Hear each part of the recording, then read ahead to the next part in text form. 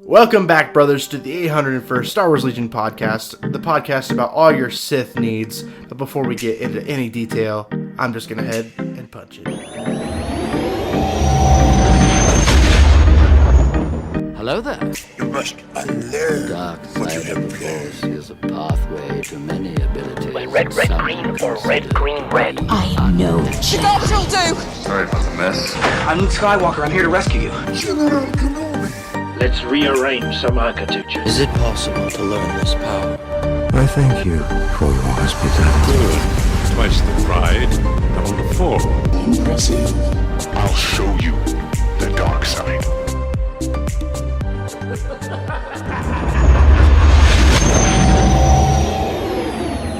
All right, Matt, where are you? I'm lonely. I'm here. Taking a sleep in the back. No need to. No need to be up front. You got it this time. Oh, okay, great. For those of you who are listening at home, you could probably tell there's a little bit of audio difference in this episode. We have to record this week's podcast separated. It's been too long since I've seen your face, Matt. It's been like a week. Been a long day I feel like I'm Paul Walker. Yeah, is that me, Vin Diesel? Yeah, I'm the one that died. Remember? I'm the one that got COVID. Oh gosh! Spoiler alert. Yeah, spoiler alert. No. I unfortunately got down with the sickness, as they say, and I've been quarantined for X amount of days. I'm almost out of quarantine. But unfortunately, that means this week's podcast has to be done at the home, which is fine because Matt has one of them schmancy new phones with the great audio, and I have a audio setup. So there's that. Don't ask me how much it costs. It's it's a bit more than I'd like to admit. Hey, it can't be more than my rent. So my setup is true. more expensive. That is true. Oh my gosh. Okay, but we want to talk about something big today. What is that thing, Matt? What is that thing? Bro, he's your boy. He's what everybody's been waiting for. Well, maybe not me, but I think everybody else. Maul, the boy. Isn't the myth, the legend. Okay, I think I want to do like the same thing that we did for Anakin, and like right off the bat, I think we should give our our just honest to goodness impressions of like whether we think we're leaning towards him being really good or we're leaning towards him being really bad. How does that sound to you? I think I actually like that perfectly because that'll lead right into what we'll do next, and we'll just go over his cards real quick, and then we can, break everything down afterwards. I guess, do you want to start? Like, what are your first impressions? Just awesome. Reading the article, looking at him. I think he's going to be very good. I think he's going to be something that the Separatists are going to love to have. The only gripe I have with him is that I can't take him as my commander. But there's obvious reason for that. I think if he could be my commander, that would make it so much better. But there's going to be a tax now for when I'm like, okay, well, I'll have to, take Dooku or Grievous or, the generic commander. But overall, as a unit, I think he's going to be fantastic. And like I said, there's a good reason why he's not a commander, because I think that would make him a little bit more strong than he deserves. But yeah, what about you? No, I actually have to agree completely. As I was reading the article and just going through his command cards, it just hit me how strong he's going to be. I mean, we'll get into it later, but there are specific things in his kit that make the utility just off the charts. I mean, I like Anakin, and I'm kind of coming to terms with where Anakin's been at. But I think my biggest thing is Anakin's command cards don't give him special rules. I mean, they give him keywords, but he doesn't do anything explosive. Maul will have those options to kind of be a little bit explosive. No, I totally agree. Yeah, it's going to be awesome.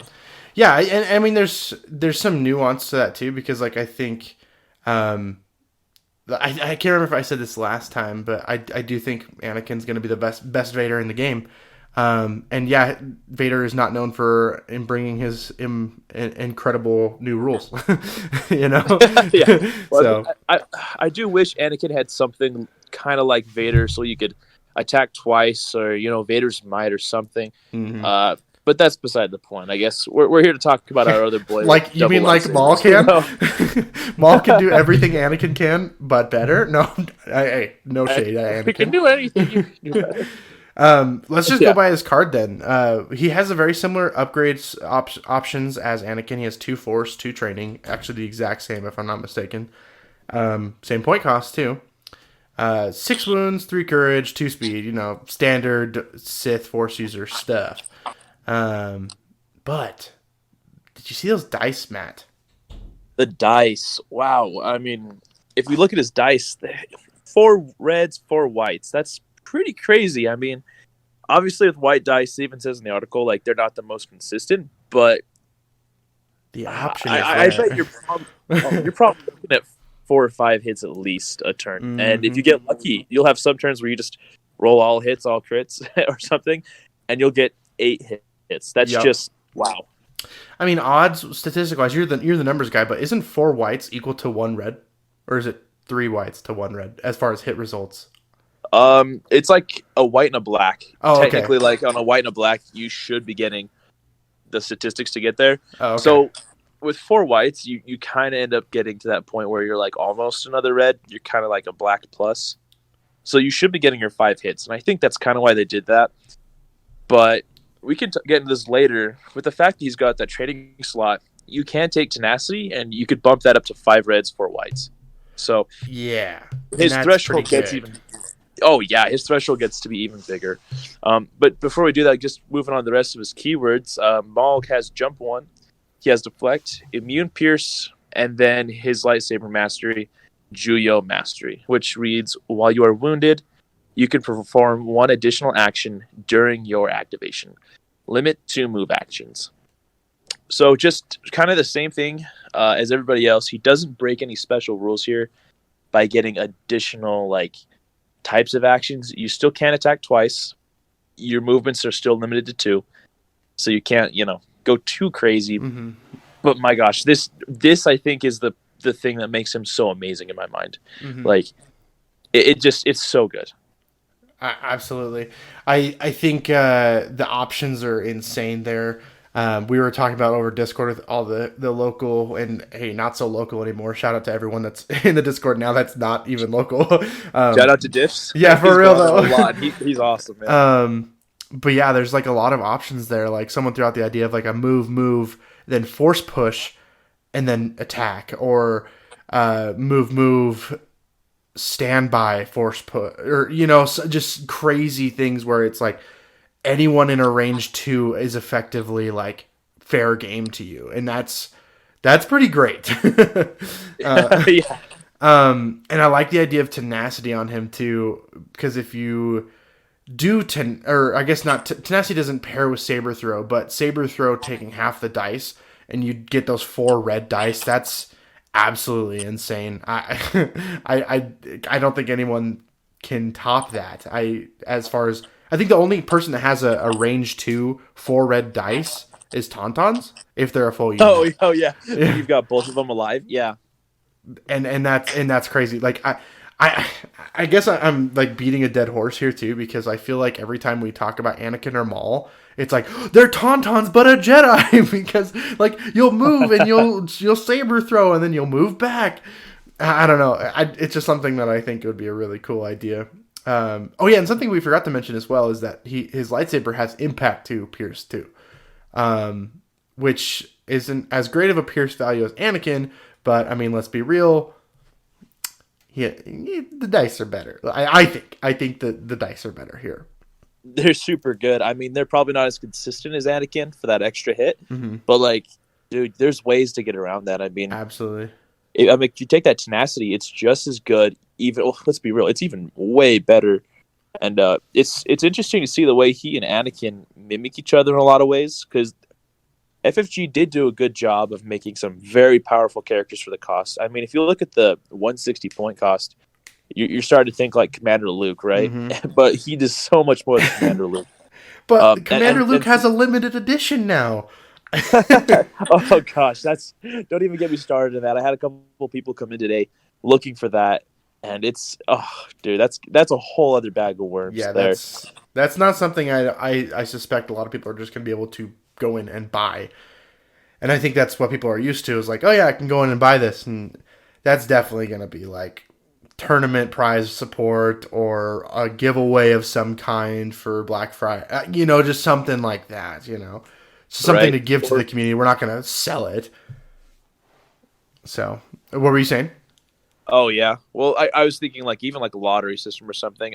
I imagine there'll be a couple people who get lucky and go to that one shop that maybe Legion's not their big thing, Right. and they find one. Like you'll get those. Mhm. But I guess like what stands out to you just from Maul's base card before we talk about his command cards? Like what Actually, will, like, catch yeah, your I'm eye? glad you asked because he does not have anything that gives, like, aside from one round a game, he doesn't have anything that gives him a surge. And I think that's kind of insane to think about that he doesn't have, he doesn't have Jedi Hunter built in. He doesn't have a surge. He doesn't have critical. He doesn't have anything that makes him more offensive than his base stats. As far as like helping, push that envelope for him. And I think that was actually something I noticed right away with both him being offensive and defensive if you chose. Like, he doesn't have help there. What about you? No, actually, I think you make a solid point there. I mean, he doesn't have like special deflect like Anakin does, but I would rather just take that Juyo any day of the week. I mean, Juyo just has so much going on with it. I think it was Marshall that pointed this out on the Discord, and this is just such a clutch thing. But being able to recover and then still do your two actions means he's kind of got Master of the Force baked in. Master of the Force at Infinite? less of a cost. Yeah, no, not even kidding. And it's not even Master of the like if he had 3 Force slots, he could hypothetically Master of the Force 3. Yep. Like he could, which is better than Dooku, and like he could Master of the Force 2 every turn, which is that's Palpatine and Dooku all the time. Yeah. So he could be going crazy, but if you equip him with like offensive push, and you take that first action once you're wounded every turn to just recover, you're getting even extra bonus actions off that, bonus effects. You're able to do those things like, okay, you're tacticaling, so you're still getting your actions, but you're getting your force abilities too. Like he has the potential to be probably like the greatest force user in the game. I don't know if he rivals Dooku because Dooku's command cards and just having cunning, they offer so much, but Juyo Mastery especially, it's just making him such a utility piece that I am super excited. And his command cards help so much. Yeah, actually, why don't we jump into that? One of those command cards. I think the most anticipated one being his other 1-pip. Because if you'll recall, that we were told that he would have 2 1-pips, but one of his 1-pips would be treated as a 3-pip, kind of like Han Solo, right? It's called At Last, and it's a Maul only card, standard operative tactics there. But while building a command hand, treat this card as though it has 3 pips. Maul gains 1 aim token, and Jedi Hunter, when he activates, he may suffer 1 wound. And this kind of goes over what Matt and I were just talking about as well. I kind of want to, Matt. I kind of want to go over that last part first, though. The may suffer 1 wound. What's like your big takeaway from that part? Oh, dude, like a big counter strategy looking at Maul is to just be like, hey, I'm just not gonna attack him until he gets close. Like because you don't want to give him that extra action to get closer to you. You really don't want him to get all his extra actions off, because once he starts doing that, he just starts to outplay you. But this card says, hey, you can't stop him. Like, he's going to move, attack. He is going to kill Qui-Gon. It's in the script. Yeah. It's basically giving him relentless or charge if he needs to, because, without it, you move, you don't get the swing. But this is what gets him in there. This is what gets him his force powers back. This is the card that ensures Juyo goes off. I love it. Yeah, and I really like how it says he may suffer 1 wound. When I first read it, I was like, he has to suffer a wound? That's kind of lame. But then I read it again. I was like, oh, okay, yeah. Because that's really strong. Because if you haven't been focused or if you haven't been shot at, great. Suffer the wound, trigger your force master or your saber mastery. It's all good. But if you've already been attacked, then you're fine. But what I really think is crazy about this, that this effectively makes Maul a 5 hit point unit. Do you think that's like a thing that negatively affects him a lot, or not so much? Well, you make a super interesting point bringing that up. I think it was Josh on the Discord who actually was talking about that, because we talked about the Anakin where like No, remember he said he was a 5 hit point Jedi, not a Sith. Oh yeah. He was like, man, he's a 5-point Jedi, and you're like, nah, he's a Sith. I'm just kidding. Which, Just to kidding. be fair, I think that's the saving grace is the fact that he is a Sith. Mm-hmm. But I don't know. It's interesting because I feel like if he didn't have the command cards he had, that would be such a difficult thing to work around. I mean, when you look at like Rex and Veers, for example, even people that have red dice, 5 wounds doesn't. It seems like a lot, but it's really not. Yeah, it's really not. I mean, I'm pretty sure everybody listening at home has had entire squads of like 4 or 5 guys wiped out in one shot. Mm-hmm. When you have 5 wounds, that can happen super easily. Yep. But I think the key here is just if Maul can get into melee really early on, or he can get into melee at the right time, he's got his jump, he's got 3 actions, he should be able to stay safe. Especially if he's got the droids with him, the new probe droids. Oh yeah, and that's something we'll have to go over at the end here after we talk about Maul a little bit more. But another thing with this one pip I want to go over too, though, is that he gains Jedi Hunter and an aim token this round. I mean, that's good. Like, I think the aim token is great. The Jedi Hunter this round obviously is good, but again, like I was saying earlier, it's kind of a bummer that like he doesn't inherently get that surge to crit in any other way. Yeah, like at least with Anakin, you've got reliable 2 if you play his 3-pip early on. Yep. And then exactly, and then so he'll have an offensive surge and a defensive surge, or 2 defensive, however you slice it. So, no pun intended. Jedi Sith pun. Let's go into the next command card here. Let's see. It's Duel of the Fates. It's the one that was given to us before. Maul gains 1 dodge token, disengage, and disengage. While Maul is engaged with an enemy unit, that unit cannot spend aim, dodge, standby, or sure starters. We've talked about this one at length before. Go ahead and if you want to hear all our thoughts about that one, definitely go listen to our episode when Maul and Anakin were revealed. Really, just a quick summary though. Again, like this is very much anti Obi-Wan Kenobi. Any other big things you want to talk about with this one, Matt, before we move on? I think that dodge and disengage is super nice because, like, even though it's a 1-pip, it doesn't make me feel like he wants to go first with that. Mm-hmm. Like he kind of wants to go maybe second or at least get into there. Also, it's super anti-clones. Like the biggest problem with clones, like if you get into melee with them, is they can just share standbys and you just get punched to death. You can't do that. Right. If Maul moves into melee with you, and disengage just means you can't hold him up unless you've got 2 units there. Like it's a very clutch thing. This card makes me think of like Grievous's 1-pip a little bit. Yeah, I do love it. But yeah, we can move on to his 2-pip actually. Yeah. Do you have that pulled I think is super exciting. Yeah. Let's go over it real quick. It's called the Phantom Menace, and so this one's interesting because while his other pips are super selfish, this one is Maul plus 1 trooper, and it says Maul cannot attack enemy units beyond range 2 of Maul cannot attack him. And it is divulge at the deploy unit step, which I think is interesting because the fact they say like deploy unit step makes me wonder if there are, other times to divulge the cards that could in the future be brought up. I think didn't they say something along those lines that like they had a potential of like before the game even starts, similar to like how loadout works, where you I guess with Cad Bane you have to divulge the card like during setup, so I guess that's true. Yeah, because you do it earlier, like before you even like place your tokens. Mm-hmm.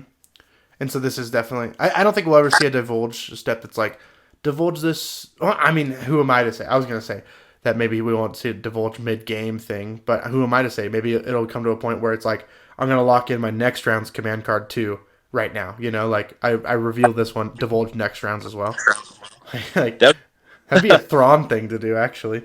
That would be such a Thrawn thing. Well, it'd be so interesting to be able to like say, hey, kind of like a flaw card, mm-hmm. but you want the benefit of that card. So you're just saying, hey, I'm playing this. Like, choose whatever you want. Mm-hmm. But moving on, you know what I mean? I just really want to quickly say, like, a lot of people were anticipating that Maul would have a flaw card as well, because in the reveal picture, he did have a flaw card with his kit. Luke Eddy said on Twitter that was a mistake. That is not the case, that he does not have a flaw card. He does not, which is kind of crazy because his command cards are pretty good. So the rest of this one reads: Maul gains infiltrate. During the first round, Maul and friendly DRK1 said probe droid units cannot perform objective card actions. Discard this card after it is revealed. Mm-hmm. So a lot to go over here, but what are your thoughts? I love how Dark One Sith probe droid. I just think Dark One. it's just so on the nose. It's great. I mean, this is great. This gives the opportune moment for the probe droids to be in the right spot. You don't have to wait for them to get there. They're going to be ready for when Maul activates or when droids get up into range to take advantage of those sweet observation tokens they'll be giving out, which we'll get back to. Man, just having someone that has infiltrate for separatists, that's pretty cute. That's pretty cute. It's pretty good. I mean, dude, the first part of the card, it just, I love it so much. Like, Maul can't attack, but also enemy units beyond range 2 of him can't attack him. Like what? Yeah. Like, we already, like, Marshall even said this in the Discord. He's like, dude, if you're able to move, force pull somebody, and then attack, like that's crazy good. That's really cool. Now, Maul can't do an attack, but, like, if you get to that range 2, or you enter that zone, Maul is going to get to you. Like, he's going to get to you. Yep. He's super aggro, and that's something that, like, while Dooku is super strong, he can't really get there quite all. He not like 9 out of 10 times he's lagging behind because he's an old man. It's so funny that, like, he's an old man, but he's still faster than Vader. Like, right? You know what I mean? Well, because Vader's an old man and a robot. He's got the double whammy there. Hey, my BX command droids move speed 3 for scout and then move speed 2 scale. So don't give me any of that. Yeah, right. Although, man, Palpatine's like, hey, Anakin, like, I have this armor here, but, like, I got it from the DI, from Goodwill. It's gonna move a little slow. Man, imagine though if he did have a flaw card though with Maul, it could just be something like suit of armor, like or spider legs. Wait, no, it could be Kenobi. Kenobi. If you play Kenobi, you lose. Oh man.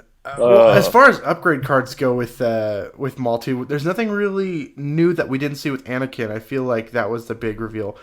Although we were supposed to see a couple more Force powers in his reveal, but either they were delayed or they were a mistake or I missed them. But like we had talked about Hatred being shown off because that was a rumored card. But I don't know. Did you see anything on that one, Matt? Not really. I mean, I thought for sure we would get a card named Hatred or at least Hate. Because, they've already got fear, they've got anger, and then just going off like, hate. Yeah, all about that hate. I mean, that's just classic Star Wars right there. But I'm sure that we'll Maulsters. Classic. It's classic. But like, I'm sure we'll get it later. But I mean, overall, I'm feeling really good about Maul. Do we want to go over the droids real quick? Oh yeah, absolutely. That'd be fantastic. Okay. Why don't you take it away on that one? Oh, let's do it, dude. These guys are so great. So the Dark One Sith probe droids, they are a Spec Ops unit with 3 minis in the unit. They cost 35 points. They have an action on their card that's Observe 3. You choose one enemy unit at range 1 to 3 and in line of sight. It gains 3 observation tokens. And we know with observation tokens, while a friendly unit is attacking, they can spend 1 to reroll 1 die. Mm-hmm. It is Detachment Maul, and it is Hover Air 1. So while moving through terrain, you ignore height 1 or lower. You're kind of treated a little bit like a speeder in that sense. And lastly, you have Incognito. So each enemy unit beyond range 1 cannot attack you unless you have attacked, defended against an enemy attack, or performed an objective card action. So that's a lot. Mm-hmm. And then just real quickly rounding it out, it's got a Stun Blaster that is range melee to 2, and the health is 1, courage 1, saves are white, and it surges both waves and moves speed 2. Surge Ooh, to and defense. the gun is suppressive. And of that's course. really good. It's like a It's C6. so good. It's so good. The only thing that I think is negative that you could say about these guys, because everything else, like for their point cost being 35 points and 3 minis, sure, like you're gonna expect it to be pretty weak. But the only actually negative thing I think you could say about these guys is that they're only really gonna do one thing. They're only gonna do one action for their 2 actions, right? Because they can't do observe 3 twice because it's a card action. Yeah. So they're just going to kind of sit there. They might move to kind of get out of range a bit, or I don't know. It's hard to say because like they're incognito, so they can be out in the middle of nowhere. Maybe if you might want to like observe and stand by so you'll never get shot or something like that. I don't know.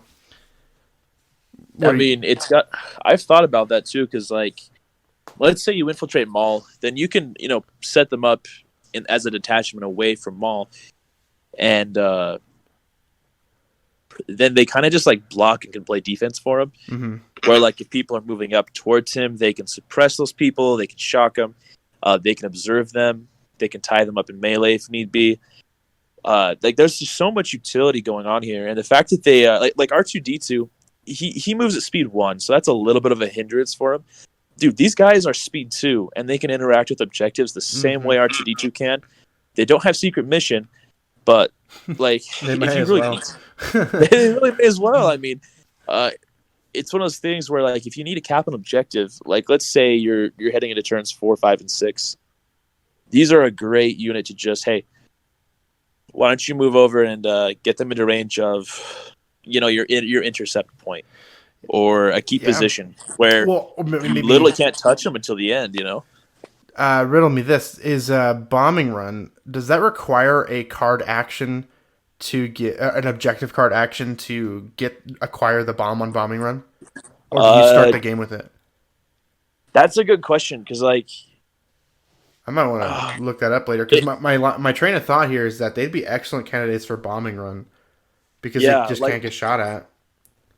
That's true because they could start technically with the bomb and then they could just move 2 every single time. Mm-hmm. Like, I mean, I imagine like your opponent will probably be smart and like just wait for you to move into range 1 to trigger everything. I did just look it up. It does require you to claim the bomb, when you're given the bomb. So you start off with base contact of the token, but you do have to claim. Like you were counted as having claimed the token. Okay. Yeah. So that's true. In which case, like maybe don't give it to them. But like, let's say like you want to move over and mess up your opponent's like moisture evaporators.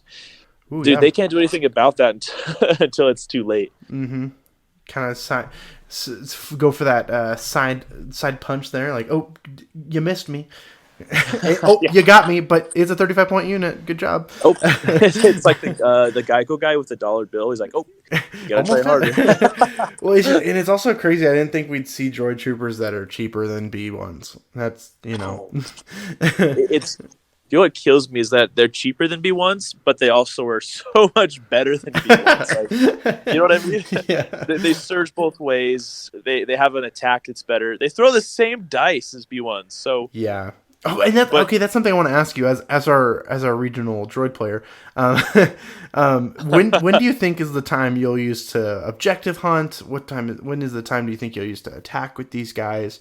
Just observe. Like what do you see them? First of all, I'll ask it this way: what do you see them doing most? Just hanging out and observing, going in kamikaze style maybe, and going for the 6 white suppressive attack, backcapping objectives. Like what do you see the most? Honestly, I kind of see them for a lot of the game backcapping objectives and maybe moving around a little bit to make sure they can hand out those observation tokens. I mean, 35 points is not terrible. It's not the best. That suppression's really good, though. Like, it's going to depend on the situation. Like, if Maul does get to infiltrate, then I think you want to make them a little bit more aggressive. You want them to get in there, pass out those tokens, really kind of screen for Maul, like get in the way of other Jedi that are coming, get in the way of those clones that are moving up, get in the way of those tauntauns, do those things to kind of open the path for Maul. Mm-hmm. But every time other than that, like because his card where it says you divulge it, that card has to get tossed. So you can't, infiltrate him and then play that card, and then immediately get the effect of not getting shot. At least that's to my understanding. Right. But yeah. That's where I kind of think that screening is going to become extremely important. And if you take saber throw on Maul, like you're going to saber throw 4 dice anyways. Like those observation tokens can help. I guess like what do you think? Like when you take a look at Maul, like kind of in general as a whole unit, what are your thoughts? Well, I think Maul, I think obviously is fantastic. I just got on a little bit of a thought process there with what you were saying.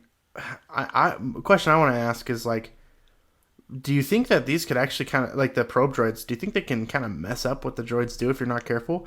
And what I mean by that, you brought up screening. The alternative to that is kind of like just leaving them be in the middle of your B1s. That is another token that you have in your pool that does not coordinate. It can be coordinated too, of course, but do you think that would ever like really mess you up where it's like, oh, I have this other token that's not my commander's or not, what I want. And that's what droids love, right? They love having complete control of their activations. Do you think that if not played right, this can really kind of screw a droid player over? Oh, absolutely. I mean, for me, like a big part of the problem right now is like, well, not the problem, but Maul offers a little bit of an interesting conundrum per se, because like I know you could hypothetically run him with Grievous, but I think Maul and Dooku is the way to go. And on that case, you may need to take what is that card that's coming out? Like seize the initiative on him. Mm-hmm. But like, so if you infiltrate, you're kind of a little boned there because you've got to take your HQs. You need to at least recover once a turn. So you should be okay hypothetically, like taking your HQs on the droids, and then you are limiting yourself in actions. But if you're on the back line and Maul's just setting up with the rest of your army, B1s can still coordinate to the droids, so you should be okay there. The problem is going to be the infiltrating, but you can work around it. Yeah, because like they have to, and like if Maul infiltrates, they infiltrate, like because of the detachment, right? You can't be like, no, I'm gonna place this elsewhere. Isn't that how it works? If I'm not mistaken? Yeah. Like I think you can technically just put them on the back line their own activation, but like you can detach off of Maul, if I remember correctly. Okay, cool. If anyone has anything else to say about that one, let us know in the comments or on Discord. We'd love to hear your thoughts. But overall, I think that kind of covers most of what we want to talk about with these two units. Matt, do you have like anything else you want to talk about with these two boys? No, dude, I love Maul so much. I'm so excited. Like I was not excited for him before. I knew he was going to be good, but I didn't think he was going to be this good. I mean, I really wish a lot of what Maul has is what Anakin would get. Like Maul's getting aim tokens and dodges in his cards. It's just, I am super happy as a droid player. I feel like we're going to have a monopoly on the best melee and best force users. So kind of happy. I mean, you've got Op Luke to contend with that, but I am okay with where we're at. Yeah, no, I agree with the part where I wish that Anakin would get some of this. I mean, you know me. I'm still gonna simp for Anakin a little bit here. I think Anakin's gonna be super bags good. of fan in the mail and stuff, But yeah, I think that kind of does it for us in general today, guys. We wanted to keep this one a little bit short because we wanted to focus in on Maul and like the situation of us not being in the same room. We can't organize as well as we once were. But next week we should be back to normal. Any concluding thoughts for us, though, Matt? No, just have fun, get ready to slice some Jedi, and remember, getting cut in half does not mean you're gone forever, apparently. I'm so glad you comforted me with that one. I had no idea what was going to happen when I inevitably got cut in half. Well, you might end up moving slower in a big suit of armor. Of course. That's okay. Of course. Of course. Of course. Cool. No doubt. No doubt. All right, everyone. Thank you so much for tuning in, and we'll see you next time. Bye.